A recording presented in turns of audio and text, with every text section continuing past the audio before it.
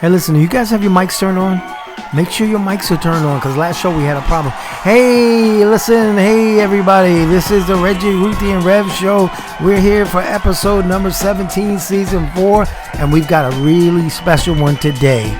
Ruthie, why don't you tell them what's going on today? Well, let's get this show on the road.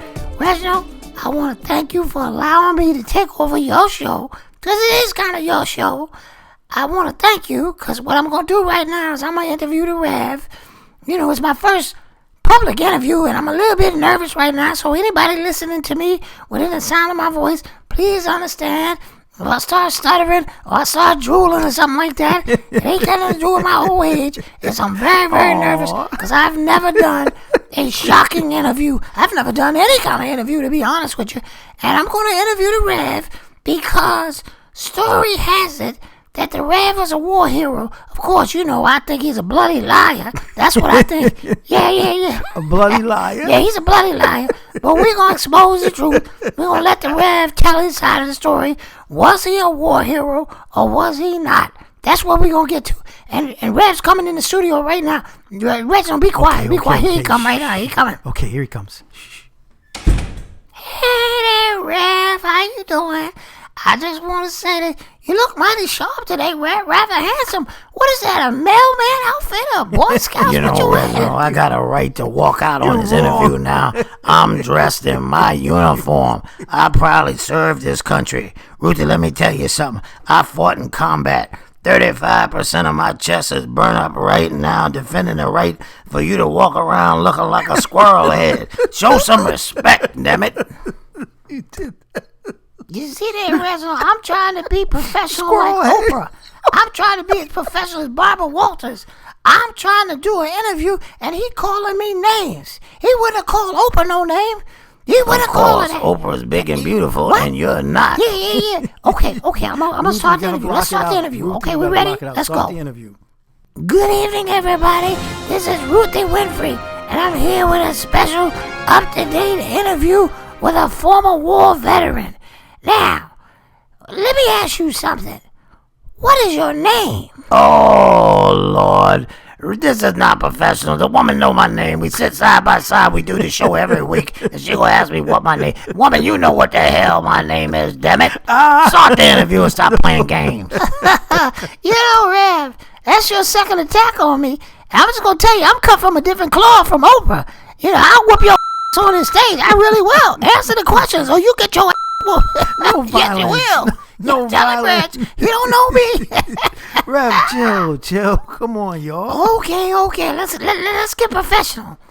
Rev, tell us about the combat situations you were in the Korean War. It's Korean War, right? Yes. Me and Big Burwell, that was my roommate. We were marching in Korea when me and him accidentally marched into enemy territory. Oh, he was my roommate. And we were caught in a foxhole across from 5,000 North Korean troops. That's right. For 4 straight days, we were trapped without food or water. We had to improvise by making dust sandwiches. Don't laugh. Stop it. Dust sandwiches are good when you ain't got no food. All we had was 11 bullets and a can of Spam. And my trusty miniature tape recorder. It was a mess. Woo-wee! Sounds dangerous, Rev. Okay, get to the good stuff. Yes, I am. Take it easy, Shaka Greasy. I'm getting ready to get to the good stuff right here. Don't call her Greasy. Let me tell you something. You should have been there when the bullets were ricocheting off our helmets. I didn't like that, because if you gonna kill me, shoot me in the chest so I can grab my chest and hold it, fall down like John Wayne and all the greats used to do back in the day. But don't be shooting no bullets off my helmet with that ping ping sound. I ain't like that at all. No. And you know I had a temper back then, and I didn't appreciate the bullets. So I stuck my head out that foxhole, and I started screaming, "Konnichiwa! Konnichiwa!" In Korean, that means it's on like Donkey Kong. That's what it means. Koreans got mad when I yelled that out. You need help. You know, Rev, I'm about to cut this interview short. Konnichiwa is Japanese. It is not Korean. And it does not mean it's on like Donkey Kong. You're a special kind of stupid, Rev. No, don't say that. That's why they got mad, because you should have been speaking another language. Lord, you stupid. Yeah, very funny, because ain't neither one of y'all been in no kind of combat. Well, anyway, I had to think fast, because after I yelled Konnichiwa, the Koreans got mad and started firing more rounds at our heads. And Big Burwell was starting to lose his mind from being trapped in a foxhole for so long. He started screaming out all kind of incoherent phrases.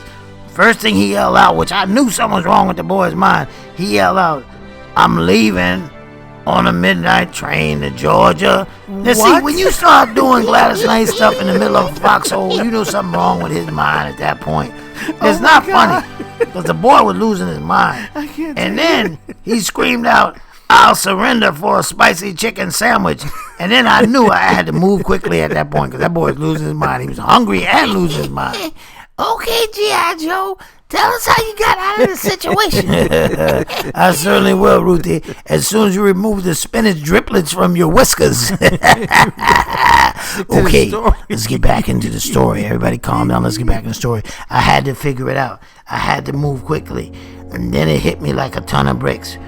Burwell smelled so bad that he had 17,000 flies patiently sitting next to him, amazed that he smelled so funky and 17,000? bad. It was like they idolized his funkiness. I told Burwell, crawl out the hole and run to the left, because I figured the flies would follow his funky ass, creating a mass confusion for the Koreans. I planned on running right. And here's a recording of what happened. I have a recording. Now listen to me, Burwell. You got to run to your left, your far left. Don't go up the middle. If you go up the middle, there's all kind of landmines in it. You understand me, Sarge? Yes, I do, Sarge. I understand, Sarge. Burwell, get it together. I'm not your Sarge. I'm a private just like you. You're getting paranoid. Now listen, run to the left. I'm going to run to the right. I'm going to try to get the bazooka.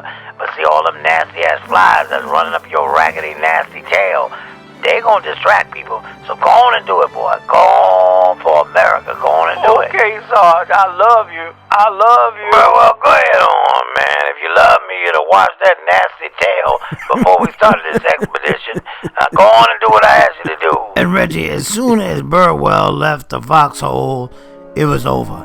Just like that, he was gone. Burwell stepped on an unforeseen landmine, blowing him and all his flies to kingdom come. Excuse me for getting emotional, but I escaped to freedom. And the next day, all we found of Burwell's body was a 16 by 16 foot pair of funky drawers. Burwell's funky drawers withstood the explosion. He gave his life for all of us. And oh Lord, Oh, Lord, he crying. I don't mean to get emotional, but he gave his life and his drawers for all of us. Rest in peace, old fucking drawers. Rest in peace, Lord. Oh, forgive me. You know what? Cry all you want to. I heard that Burwell got killed running across the street for some Mr. Softy ice cream. That's what That's what I heard. He got killed running to get some Mr. Softy ice cream. I heard them burns on your chest came from the annual fish fry where you was trying to sell them new stick-free pans to elderly people, and you got your ass burned up. Don't come over here lying to me. I told you I can't hear your foolishness no more, Ruthie. I'm about tired of it. Yeah, bloody I know what liar. I did. I know what I wore the uniform for. And if you can't understand it, that's okay.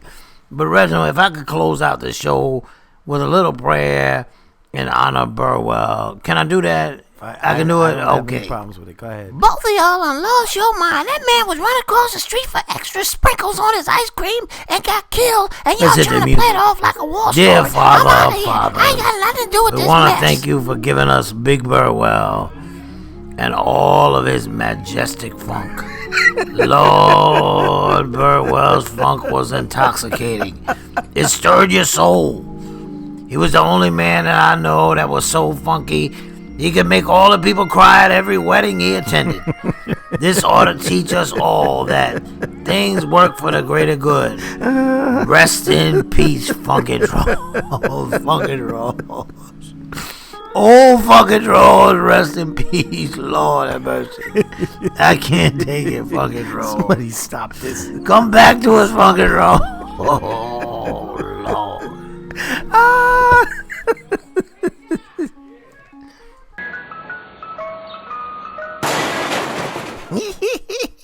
Sprinkles will get you every time.